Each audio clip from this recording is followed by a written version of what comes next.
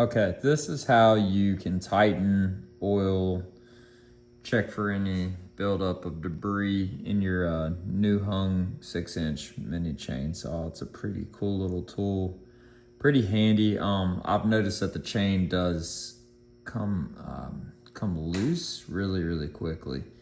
You don't want to over tighten it, but here's kind of the steps that I take. So this is with the cap off. As you can see, it's pretty dirty. I've cleaned it up about as much as I want to for this video. Right there, and that little spot is where you tighten it. That is on the back side. So not the cap side, but the back side has a little Phillips head bit that you can tighten it with. So we'll go ahead and put the cover on and then tighten it from there. One thing I forgot to mention, this little bit, excuse me, this little bit right there is how this tightens. It's gonna pull that bar in that direction.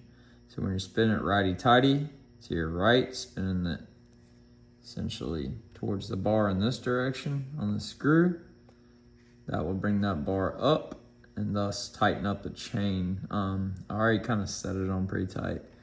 Man, this thing is dirty. That's for another video. Anyways, debris will kind of get down here underneath this this bearing where the motor is.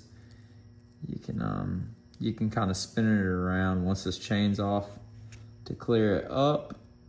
The teeth on your blade should be in this direction here. So if you look right here, that bit should always be facing out. This one right here. There's obviously multiple ones of those, but that's just the easiest. Should be facing up, kind of. If you can think of a wave in an ocean going towards the beach, it should be facing towards the end of your saw. They're just, for me, they're the easiest thing to kind of pick out and see. But once again, these bigger blades should be facing up and going out. Everything from here on out is pretty self-explanatory. Just gonna get this, tighten it up, probably do it with my finger first. Get that pretty snug. I'll tighten it with 2 hands after the video, but just to kind of get it in there. And next, take the Phillips head, going right into that port there, and we're going righty tighty, so in that direction over the top. Obviously I don't have it in there because it'll knock over, but that's the thought process. Right now as it sits a little too loose, so we're going to tighten this down about where we want it and then come back. Now this might be a little tighter than most. If I had 2 hands I could pull it out a little more, but I've got this pretty snug. I mean, I can fit a fingernail in there. That's a little snugger than what, snugger is a word. It's a little tighter than I'd want to put most saws, but this thing has a tendency, I feel like, to get loose really quick. And I'll just get kind of tired of having to do it ever again. So we're gonna tighten it up pretty good. I'm not gonna tighten up any more than that. Once again, I can kind of get a fingernail in there.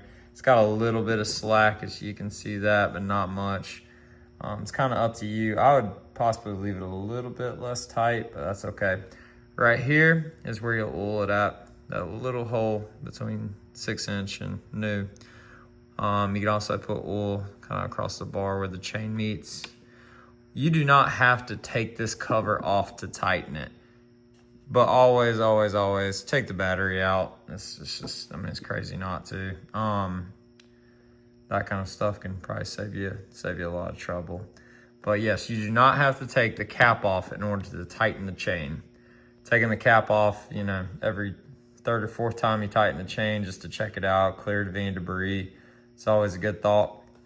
Once you oil it, you can put, you know, hands clear, put the battery back in, run it for a little bit to let that oil kind of get all over here. That is where they consider the oil port.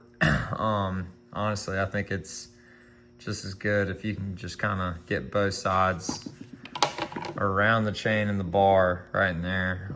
Do it outside, you know, don't do it on a nice garage floor. And best of luck, guys.